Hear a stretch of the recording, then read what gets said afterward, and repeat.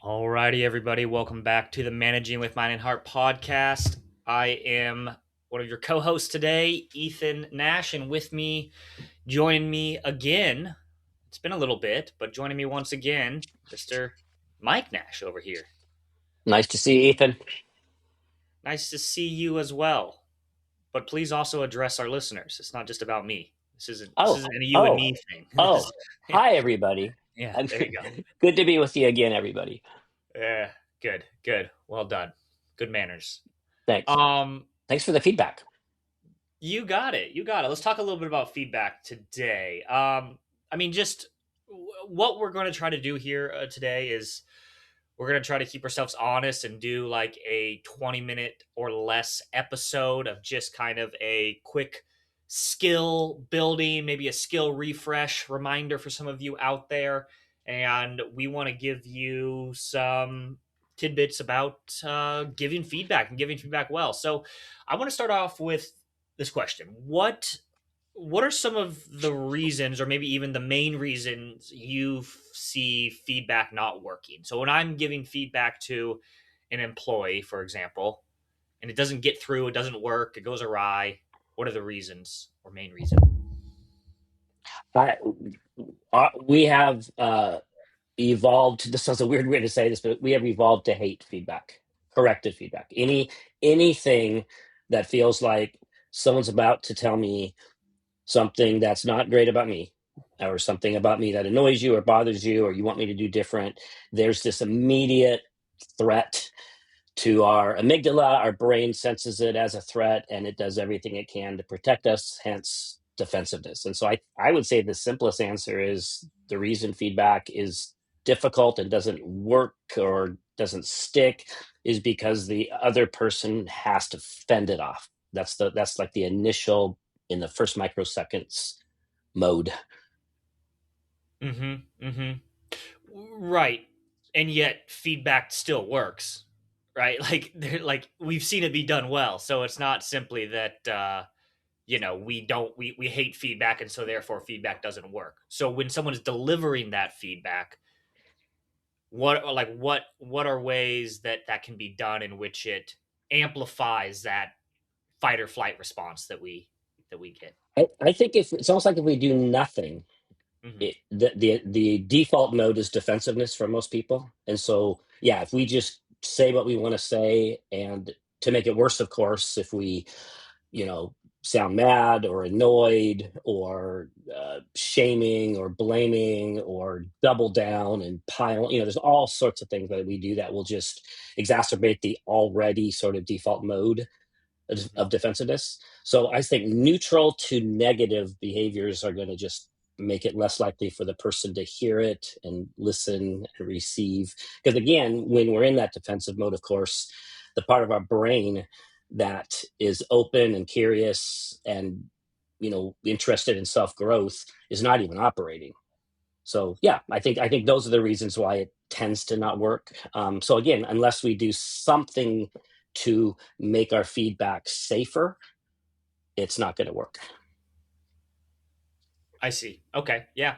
So really, at the crux of this, we're talking about delivering feedback in a way that lowers people's defenses, right? At some level, so it can get through, while also still being clear and direct about your feedback, right? This is the misconception we sometimes see. It's like, well, we want to, in order for that feedback to work, we got to be able to give it in a way that doesn't totally activate their lizard brain and their fight and flight instinct. So therefore we need to be really, really kind of soft with the feedback, and that ends up being we're not clear, we're not saying it directly, and then the other person has to guess what we're actually giving feedback on, and it doesn't work. So again, primary goal here is deliver the feedback so it actually gets through to the other person, which means we have to deliver it in a way that lowers their defenses and still communicates clearly at the same time. It's exactly right. In fact, ironically, I think when we soft sell it or beat around the bush or have a big long runway or do all these things, that in and of itself can create more defensiveness. So you're absolutely right. We have to communicate clearly and lower the other person's defenses.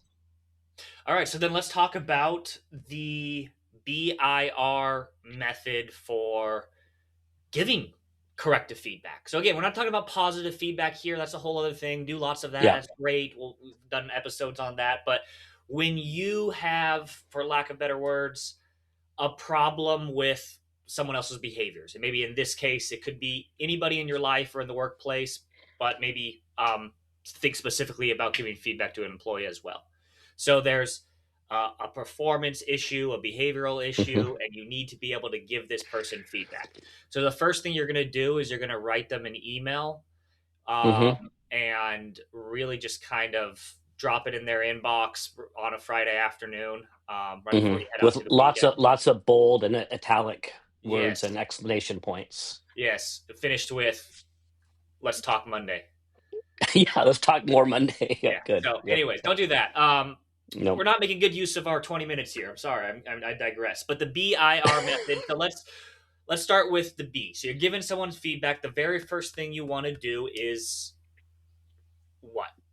Talk about observable behavior. And this is interesting because sometimes when we share this, people think that that means we only can give feedback about sort of like social behaviors, but everything is behavior, right? Quality work or lack of quality or tardiness, or it's showing up in a meeting a certain way and talking too much, whatever these things are, it's all behavior. Everything is behavior, right? And Right. so I'll just say a couple things. We have to be specific about behavior as opposed to generalities like you're not doing quality work. That's going to freak me out if you give me that kind of feedback, right? Or Mhm. you're being disrespectful, right? So you can't be general. You have to be specific behaviors.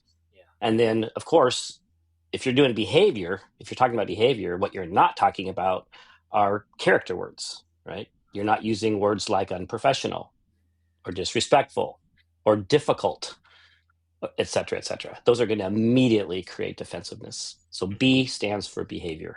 Yeah. And yes, a super key point that I'm just gonna emphasize. It's like literally everything can be broken down into behaviors, meaning things that can be seen or heard. And that's what I Yep. remember. What is actually Yep. seen and heard? Right. And so let's just do a couple quick ones. If your instinct is to give someone feedback on being disrespectful, they were being disrespectful in the meeting. Again, I'm not saying you're wrong. It might have been disrespectful Yeah. behaviors. Yeah. But now let's take that and let's define that behaviorally. What did you actually see and hear during the meeting that led you to believe or think it's disrespectful? So, what are some behaviors that might be seen as disrespectful? I might have seen the person. It's such a great range of things. And Right. that's why the word disrespectful or unprofessional doesn't even matter or doesn't work, because I might be typing on something on my computer and not paying attention. That's disrespectful. I might be interrupting people. I Right. might be talking too much and not giving other people airtime. I may be rolling my eyes when I don't like your ideas. Hmm. Those are behaviors. Those are things I can see or hear. Yeah. And what about if somebody is being let's say give me a character or a judgment word that we can write Well, down. you're let's see, you are, yeah, I think you were showing up in an unprofessional way with the customer during our meeting yesterday. Okay, so unprofessional Hmm. is the kind of character word here. Now That's let's the see what character might word, have right? be seen behaviorally. You didn't you weren't responding to the emails to the customers within the 48 hours that is our Hmm. general policy here. Exactly right. You raised your voice at the customer when they brought in the complaint. Yeah, Uh, maybe you asked questions that were too personal. Yeah, exactly. okay, yeah, okay. I So like it. that Well, there's is the other. I'm sorry. The other thing I'm going to throw in is that we've got to be careful also not to uh, give feedback that implies that we know what people are thinking and feeling. So, I can tell Ethan that I can tell that you don't really care about your job. I can tell that you're not motivated, right? Immediate defensiveness, right? Because I'm getting in your head. So what might I have been noticing, do you think? What might I have been seeing if I say to an employee, uh, yeah, you don't seem motivated. Hmm. Yeah. Yeah, they're not. You're not speaking up during our meetings when we have our one-on-ones. We have a shared agenda. You never have any items that you want to kind of discuss. Mhm. You're not bringing in other team members to help problem solve on some fairly complex problems, right? That's So great.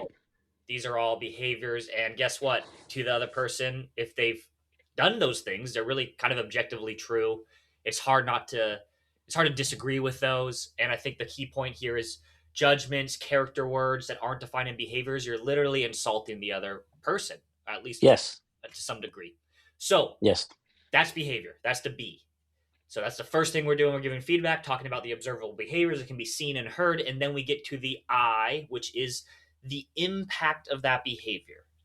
And this is the impact that behavior has had, or it could be potential, right? The impact that this behavior could have in the future. So let's take someone as being, uh, um, so we said they're being disrespectful, but we broke that down into behaviors. And so then what might be the impact of those behaviors? And that's what you're kind of describing back to them. So what maybe try that out. Yeah. What could be the impact? Yeah. And I'm going to just say too that real quick that the impact statement, I think, just does the heaviest lifting in this whole formula. It really makes it work. And so, hey, I'm noticing in meetings when your colleagues are sharing their ideas that, and I'm thinking you might not agree with them because you're rolling your eyes and you're sighing. I'm concerned that the impact of that is couple things. I think you might be causing people to be less likely to share, and that's going to make our meeting a lot less effective if people are afraid to say anything because of your reactions. I think you might be maybe even potentially harming your relationship, the trust and respect between you and your colleagues. So that's impact. And the cool thing about that is that those impact statements are really about making life better for the person you're talking to, for the workplace. It gives the why to the whole feedback piece as opposed to going into judgment or shame or blame. Mm-hmm. Yeah. So we have behavior. We've described the behaviors. Then we've talked about the impact of those behaviors, real or potential. And again, the real impact could be I noticed in the meeting once you started doing other things and were on your phone and computer, other people kind of started shutting down, right? Yeah. And we weren't able to have the creative discussions that we maybe should have been having there. So behavior impact, and then we get to the R, which is help me out here. Replacement behaviors, and this one's optional. We don't always have to end with a replacement behavior. Sometimes it can be a little overpowering, but the replacement behavior is, in short, it's kind of what I'd like to see this person doing instead. So, let's go back to the person who's rolling their eyes or sighing when people share their ideas. So we've talked about that behavior. We've talked about the impact or the potential impact. Let's maybe talk about better ways to show up when you disagree. Let's talk about how to disagree. Maybe train the person, help the person learn that they can actually speak up. They can actually say, hey, I don't see it that way. I see it this way. So sometimes replacement behaviors can be an opportunity for coaching to help the person learn a new behavior.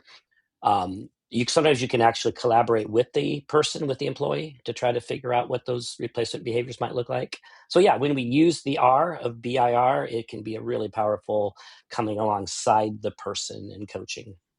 Mm-hmm. Yeah, yeah, yeah. I totally agree. It's awesome. It's a really good kind of conversational piece or coaching piece rather than this is what you Hmm. need to do instead. Now, sometimes depending on maybe where you're, Right. how many times you've had this conversation and rolling back, it could be a little bit more like, "Hey, here's what I would really like to do instead." Sometimes it's quality issues, and so or skill issues. So the replacement behavior becomes really important that you're specific, really specific, to help the person know what's expected. Hmm.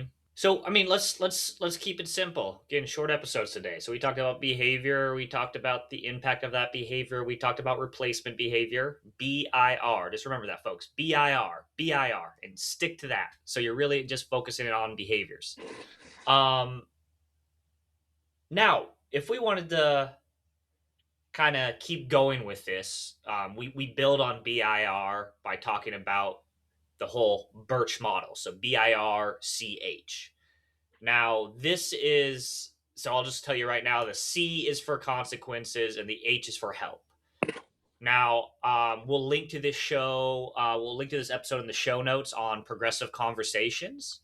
But that C, consequences, it's really an optional thing, and it's a big time optional thing because it depends on like how many times you've had this corrective feedback conversation, kind of where you're at. Like, is it time to even start talking about consequences if this doesn't change? So, the takeaway should not be always give a consequence anytime you give feedback. That would be the makings of a really tough manager employee relationship. But the point is, you may need to start talking about consequences, and consequences sounds like big and scary, but it could really sometimes be like, hey, here might be the next conversation we would need to have if this continues. Not you do this again and you're fired, right? That's not, so look at the full range of what consequences could be here. But what anything more you want to say about the C piece? I know there's a Yeah, lot there, but no, it's good. Just I just emphasize that it is, and just so we're really clear, it's the C is not about giving a consequence at all. It's about a discussion. It's about what, like you said, what could happen next, and it could be done in a very empathetic, compassionate way. Hey, I don't want this to turn into an HR thing. Let's take care of this, right? I mean, putting them on notice that that might be the next thing. So anytime you're referring forward to what may happen, that's what this is. That's what the C is. yeah, yeah. And it could be like, hey, look at this is the third time that we've had this conversation about you doing other work in meetings and not coming prepared for meetings. And look, let's figure this out here. The next conversation will probably look like a different conversation than we're having right now if we can't get this sorted out, right? So it's kind of referring to what might be Hmm. next. Now, to wrap this up, we have the H, which is help. Now, talk to me about how help gets incorporated into these conversations. Yeah, it stands for how I can help. It's how I, as the manager, as the person giving the feedback, can be part of this solution. So this could be, first of all, it's a great conversation starter. This can certainly be a discussion, but yeah, the options are endless. I mean, I could help by um, maybe talking with you about this specific thing during our one-on-ones each month, making sure I bring this up and we check on how it's going. There might be some other supports and some advocacy that I can help you with. I could even be something I need to change about me. So I could be part of the problem, maybe. One way I can help is I can be more clear in my communications, or whatever it might be. So lots of ways. I think it brings in a partnership feel. It brings in some humility. It certainly can demonstrate to the employee that you're there for them, that Mhm. you want to be part of the solution. Yeah, yeah. Yeah, helping problem solve. Again, I like how you kind of put it. It's could be like, yeah, what support do you need from me to kind of make this change, right? Right. Again, that's part of kind of coaching through these conversations. So, Right. anyways, we've talked about the full Birch model here. And if you're really kind of taking away one thing from this, I think just focus on the BIR for now, which is behavior, impact, replacement behavior. I know you've had this experience as well, but like, countless times I've had people in our workshop say, like, this is the BIR, sticking to behavior, impact, replacement behavior is going to be super helpful in the workplace. But gosh, I'm now recognized why some of my conversations with my daughter or son has gone, Mhm. awry, right? I really was focused on character or judgment. So this is super um, powerful when we can just remember focus on behavior. So Yeah. all that said, we are just at about 20 minutes, so we've kept our promise for today. Good job, Ethan. Good job, Mike. All right, everybody. See you next time.